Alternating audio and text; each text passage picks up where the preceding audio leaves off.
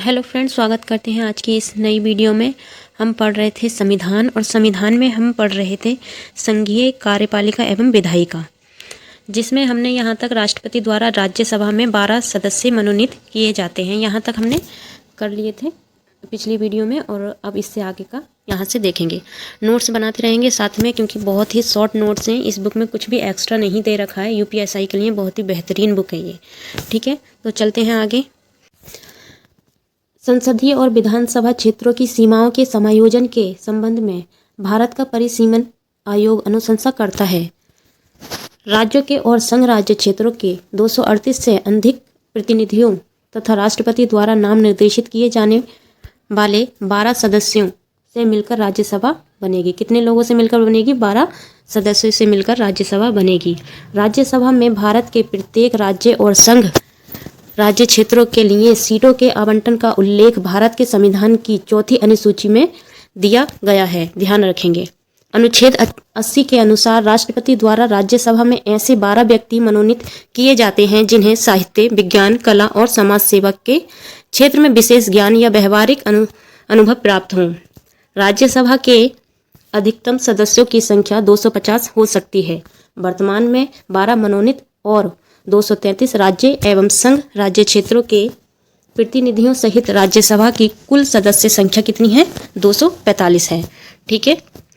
अब अनुच्छेद 80 का 4 के अनुसार क्या कहता है ये कि राज्यसभा में राज्य के प्रतिनिधि सदस्य राज्य विधानसभाओं के निर्वाचित सदस्यों द्वारा अनुपातिक प्रतिनिधित्व के आधार पर एकल संक्रमणीय मत द्वारा चुने जाते हैं। राज्यसभा में राज्यों को प्रतिनिधित्व उनकी जनसंख्या के अनुपात में दिया गया है। भारत के संविधान के अनुच्छेद 82 और 170 प्रत्येक राज्य के पुनः समायोजन और प्रादेशिक क्षेत्रों में उनके विभाजन के लिए प्रावधान करते हैं। देखो, ये 2021 में आया हुआ भी है। ठीक है, ध्यान रखेंगे। जो भी क्वेश्चन आए हैं यहाँ पे जो है दे रखा है। अनुच्छेद 83 के 1 के अनुसार राज्यसभा का विघटन नहीं होता, अर्थात यह एक स्थायी सदन है। राज्यसभा के यथासंभव निकटतम 1/3 सदस्य प्रत्येक 2 वर्ष की समाप्ति पर सेवानिवृत्त हो जाते हैं। राज्यसभा के लिए चुने गए या नामांकित सदस्यों का कार्यकाल 6 वर्ष होता है। कितना वर्ष होता है? 6 वर्ष। राज्यसभा के सदस्य का कार्यकाल 6 वर्ष होता है। ये देखो, 2 बार प्रश्न पूछा गया है तो दोनों बार दे रखा है यहाँ पे, इसीलिए 2 बार दे रखा है। अनुच्छेद 83 के 2 के परंतु के अनुसार लोकसभा का कार्यकाल आपातकाल की उद्घोषणा के परिवर्तन में रहने के दौरान एक बार में 1 वर्ष तक के लिए बढ़ाया जा सकता है।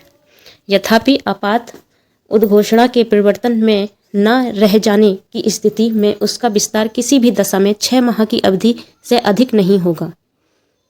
संविधान के अनुच्छेद 84 के ख के अनुसार लोकसभा में निर्वाचित होने के लिए न्यूनतम आयु सीमा 25 वर्ष तथा राज्यसभा में निर्वाचित होने के लिए न्यूनतम आयु 30 वर्ष है। ध्यान रखेंगे दोनों का डिफरेंस। ठीक है। लोकसभा में चुनाव में यदि कोई प्रत्याशी कुल पड़े वैध मतों का 1/6 भाग प्राप्त नहीं कर पाता, तब उस उम्मीदवार की जमानत राशि जब्त हो जाती है, अर्थात वह अपनी जमानत खो बैठता है। ठीक है। लोकसभा जनता की सभा है। लोकसभा किसकी सभा है? जनता की सभा है। लोकसभा सदस्य जनता द्वारा प्रत्यक्ष निर्वाचन से चुने जाते हैं। लोकसभा सदस्यों की अधिकतम संख्या 250, ब्रैकेट के अंदर देखो दे रखी है 250 नहीं 550, 530 राज्यों प्लस 20 जो है संघ राज्य हैं। उसके बाद देखो संघ राज्य हो सकती है। उल्लेखनीय है कि अनुच्छेद 331 के तहत राष्ट्रपति द्वारा लोकसभा में एंग्लो इंडियन जो है सदस्य रखे जाते हैं। समुदाय के 2 सदस्यों को मनोनीत किए जा सकने के प्रावधान की अवधि 104वें संविधान संशोधन अधिनियम 2019 के द्वारा आगे न बढ़ाते हुए 25 जनवरी 2020 के पश्चात निष्प्रभावी कर दिया गया है। अभी ये जो है 2 जो सदस्य थे वो नहीं रखे जाएंगे। ये है। वर्तमान में लोकसभा की कुल सदस्य संख्या 543 है। जम्मू और कश्मीर पुनर्गठन अधिनियम 2019 प्रभावी होने के साथ राज्यों के लोकसभा में निर्वाचित सदस्यों की संख्या 530 से घटकर 524 हो गई है, जबकि संघ राज्य क्षेत्रों के प्रतिनिधियों की संख्या बढ़कर 19 हो गई है। यह अधिनियम 31 अक्टूबर 2019 से प्रभावी हुआ है। ध्यान रखेंगे, इंपॉर्टेंट क्वेश्चन है। अनुच्छेद 85 के वन के अनुसार लोकसभा के एक सत्र की अंतिम बैठक और आगामी सत्र की प्रथम बैठक के लिए नियत तारीख के बीच 6 माह से अधिक का अंतर नहीं होगा। इस प्रकार लोकसभा के कम से कम वर्ष में 2 बार सत्र बुलाए जाने आवश्यक हैं। अनुच्छेद 85 के 2 के ख के अनुसार लोकसभा को कार्यकाल पूरा होने से पहले भंग किया जा सकता है। प्रधानमंत्री या मंत्रिपरिषद की सिफारिश पर राष्ट्रपति द्वारा लोकसभा को कार्यकाल से पहले भंग किया जा सकता है। संविधान के अनुच्छेद 64 और अनुच्छेद 89 के वन में यह उल्लेखित है कि भारत का उपराष्ट्रपति राज्यसभा का पदेन सभापति होगा। उपराष्ट्रपति राज्यसभा का सदस्य नहीं होता है। संविधान के अनुच्छेद 93 में उपबंधित है कि लोकसभा यथा शीघ्र अपने 2 सदस्यों को अपना अध्यक्ष एवं उपाध्यक्ष चुनेगी। अनुच्छेद 94 के ख के अनुसार लोकसभा का अध्यक्ष यानी कि स्पीकर अपना हस्तलिखित त्यागपत्र लोकसभा उपाध्यक्ष को सौंपता है। अनुच्छेद 94 का ग के अनुसार लोकसभा के सभी सदस्यों के बहुमत से पारित संकल्प के द्वारा लोकसभा अध्यक्ष या उपाध्यक्ष को पद से हटाया जा सकता है, किंतु ऐसा संकल्प तब तक प्रस्तावित नहीं किया जा सकेगा जब तक इस आशय की कम से कम 14 दिन पूर्व लिखित सूचना न दे दी गई हो।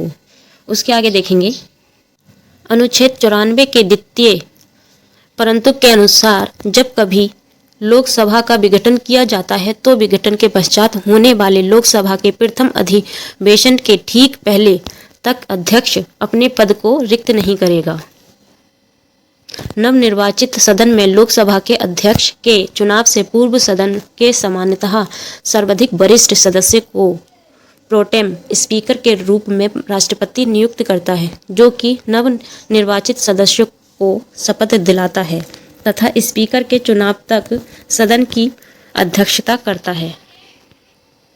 अनुच्छेद 96 के 2 के तहत लोकसभा अध्यक्ष उसे पद से हटाने के प्रस्ताव पर प्रथम मत देने का हकदार है, किंतु मत बराबर रहने की दशा में मत देने का हकदार नहीं है। जब आपातकाल की उद्घोषणा चल रही हो तब भारतीय संसद को लोकसभा का कार्यकाल बढ़ाने का अधिकार है। राज्यसभा के सदस्य के रूप में चुने जाने के लिए किसी व्यक्ति की न्यूनतम आयु 30 वर्ष होनी चाहिए। यदि मध्यवर्ती चुनाव न हो तो लोकसभा और प्रत्येक राज्य विधानसभा के लिए चुनाव प्रत्येक 5 वर्ष में होना चाहिए। उत्तरदायी शासन सरकार के संसदीय स्वरूप के रूप में भी जाना जाता है। सरकार के संसदीय स्वरूप का दूसरा नाम राजशाही शासन नहीं है। 5वीं लोकसभा का कार्यकाल संसद के कानून द्वारा एक बार में 1 वर्ष के लिए 2 बार बढ़ाया गया था। भारत की राज्यसभा के पदेन अध्यक्ष भारत का उपराष्ट्रपति होता है। केवल लोकसभा सदस्य लोकसभा के अध्यक्ष के चुनाव में भाग लेता है। भारतीय संसद समूह का पदेन अध्यक्ष लोकसभा अध्यक्ष होता है, जो भारत का संसद और विश्व की विभिन्न संसदों के बीच एक कड़ी है। नवनिर्वाचित लोकसभा की बैठक की अध्यक्षता करने के लिए स्पीकर प्रोटेम कुछ समय के लिए स्पीकर की नियुक्ति भारत का राष्ट्रपति करता है। लोकसभा अध्यक्ष लोकसभा के उपाध्यक्ष के चुनाव की तारीख तय करता है। उसके आगे देखेंगे, यहाँ से आप प्रॉपर नोट्स बना के तैयार रखेंगे। जब भी वैकेंसी आएंगी तो तुरंत हम अपने नोट्स से पढ़ेंगे और जो है रिवाइज करते रहेंगे, ठीक है। जब तक वैकेंसी नहीं आती है तब तक नोट्स तैयार रखेंगे। भारत में अध्यक्ष, स्पीकर और उपाध्यक्ष, डिप्टी स्पीकर के पद भारत सरकार अधिनियम 1919 के प्रावधान के तहत सृजित हुए हैं। लोकसभा की बैठक के गठन के लिए गणपूर्ति कोरम सदन के सदस्यों की कुल संख्या का 10वां भाग है। जैसे जैसे सारे क्वेश्चन आए हैं देखो वैसे ही यहाँ पे दे रखे हैं। गणपूर्ति पूरा करने के लिए लोकसभा में 55 लोकसभा सदस्य अध्यक्ष सहित को उपस्थित होना चाहिए। अनुच्छेद 100 के वन के तहत लोकसभा अध्यक्ष अपने कास्टिंग बोर्ड निर्णायक मत का प्रयोग केवल तब करते हैं जब किसी विषय पर हुए मतदान में सत्ता पक्ष एवं विपक्ष दोनों के वोट बराबर होने के कारण टाई की स्थिति हो। अनुच्छेद 100 के 3 के अनुसार लोकसभा या राज्यसभा का कोरम कुल सदस्य संख्या 1/10 भाग होता है। मुख्य विपक्षी दल की मान्यता हेतु भी यही 1/10 भाग सदस्य संख्या आवश्यक है। लोकसभा स्थगन लोकसभा अध्यक्ष करता है, जबकि सत्रवासन और विघटन अनुच्छेद 85 के 2 के अनुसार राष्ट्रपति करता है। अनुच्छेद 101 के 4 के अनुसार संसद एवं 190 के 4 के अनुसार राज्य विधानमंडल के किसी सदस्य की सदस्यता तब समाप्त की जा सकती है जब वह 60 दिन की अवधि तक सदन की अनुज्ञा के बिना उसके सभी अधिवेशनों से अनुपस्थिति रहता है। परंतु 60 दिन की उपयुक्त अवधि में ऐसी अवधि को शामिल नहीं किया जाता है जिसके दौरान सदन सत्रावशित या नियंत्रण 4 से अधिक दिनों के लिए स्थगित रहता है। गणपूर्ति पूरा करने के लिए राज्यसभा में 25 सदस्य पीठासीन अधिकारी सहित मौजूद होने चाहिए। भारतीय संविधान का अनुच्छेद 105 संसद के सदस्य के विशेष अधिकार से संबंधित है। साधारण विधेयक किसी भी सदन में पहले प्रस्तुत किया जाता है। संविधान के अनुच्छेद 108 में संसद के दोनों सदनों के संयुक्त बैठक का उपबंध है। भारतीय संसद की पहली संयुक्त बैठक वर्ष 1961 में आयोजित की गई थी। संसद के दोनों सदनों की संयुक्त बैठक बुलाने का अधिकार भारत के राष्ट्रपति के पास है। लोकसभा के अध्यक्ष संसद के दोनों सदनों की संयुक्त बैठक की अध्यक्षता करते हैं। ठीक है, उसके आगे देखते हैं। संसद के दोनों सदनों की संयुक्त बैठक की अध्यक्षता लोकसभा का अध्यक्ष करता है। अनुच्छेद 118 में दे रखा है यहाँ पे। अध्यक्ष की अनुपस्थिति में संसद की संयुक्त बैठक में लोकसभा का उपाध्यक्ष पीठासीन होगा। संविधान के अनुच्छेद 108 के अनुसार दोनों सदनों का संयुक्त अधिवेशन तब आयोजित होता है जब किसी विधेयक पर विचार करने पर उसे पारित करने में दोनों सदनों में मतभेद हो। कोई विधेयक धन विधेयक है या नहीं, इसका विनिश्चय संविधान के अनुच्छेद 110 के 3 के अनुसार लोकसभा अध्यक्ष द्वारा किया जाता है। उसका विनिश्चय अंतिम होता है। भारतीय संविधान का अनुच्छेद 110 धन विधेयक को परिभाषित करता है। इम्पोर्टेंट है ये। किसी विधेयक को धन विधेयक के रूप में लोकसभा अध्यक्ष प्रमाणित कर सकता है। राज्यसभा अधिकतम 14 दिन तक धन विधेयक को रोक सकती है। धन विधेयक सर्वप्रथम लोकसभा में प्रस्तुत किया जाता है। संविधान के अनुच्छेद 109 के वन के अनुसार धन विधेयक राज्यसभा में पुनः स्थापित नहीं किया जा सकता। अनुच्छेद 109 के 2 के अनुसार धन विधेयक लोकसभा द्वारा पारित किए जाने के पश्चात राज्यसभा को उसकी सिफारिशों के लिए पारित किया जाता है, जिसे राज्यसभा अधिकतम 14 दिनों तक ही रोक सकती है। राज्यसभा के मनोनीत सदस्य राष्ट्रपति के चुनावों में मत नहीं दे सकते हैं, जबकि उपराष्ट्रपति के चुनाव में मत देते हैं। शून्य बजट सबसे पहले 1970 के दशक में अमेरिका में शुरू किया गया था।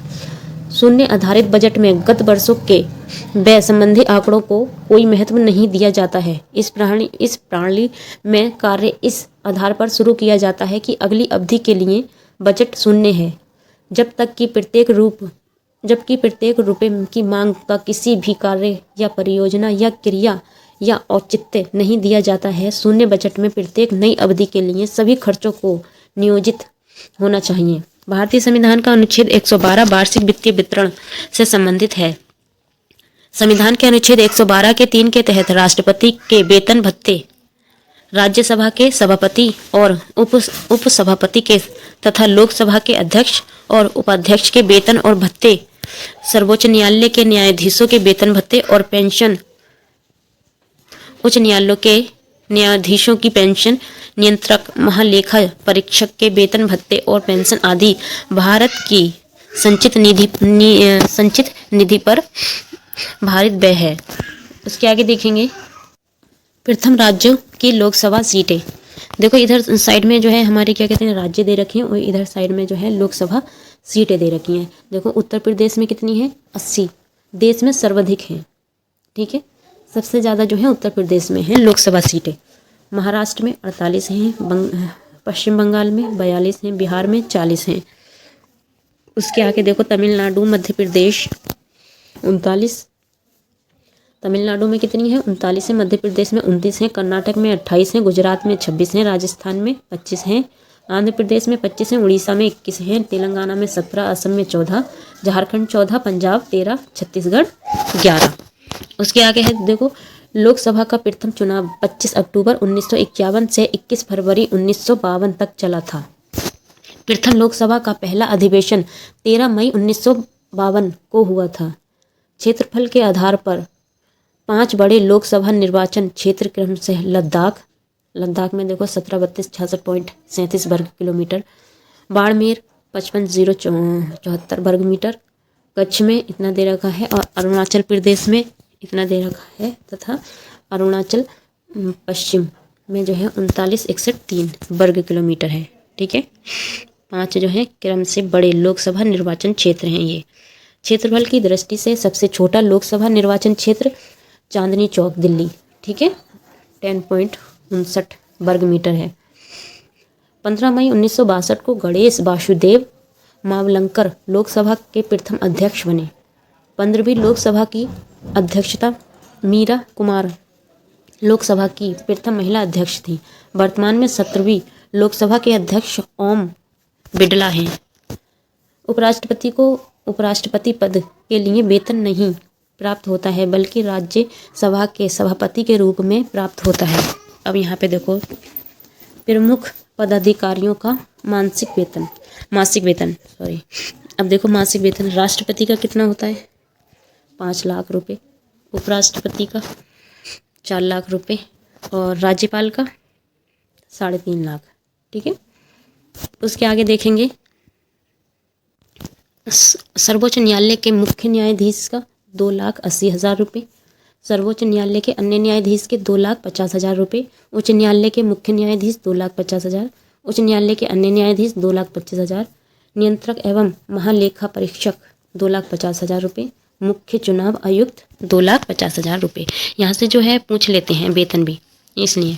ठीक है, राज्यसभा का सदस्य निर्वाचित होने के लिए न्यूनतम आयु 30 वर्ष। राज्यसभा की निश्चित सदस्य संख्या 250 है, जिसमें राज्य संघीय क्षेत्रों में 238 से अधिक सदस्य हो सकते हैं।